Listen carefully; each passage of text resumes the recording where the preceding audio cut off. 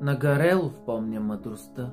С гласа му твърд, силен като вятър в планината, той разказваше за свят, далечен и различен. И в нашия живот оставаше следа, незаличима. Във всяка негова дума бе заключена мисъл. Във всеки репортаж – живот и съдба. Той водеше ни през времето с тиха увереност, че истината е пътят, а не само една празна мечта.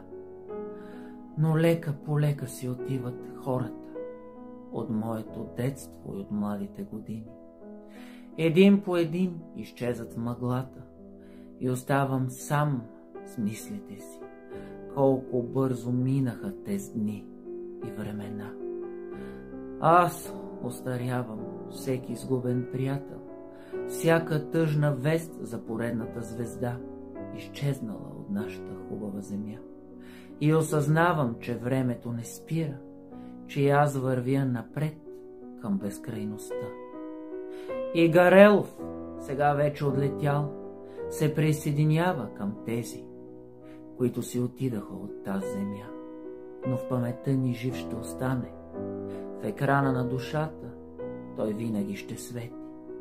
Защото не са мъртви онези, които помним, не са забравени тези, които обичаме. И всеки път, когато говорим за тях, вече не са далеч, а част от нас. Вечно живи ще са те.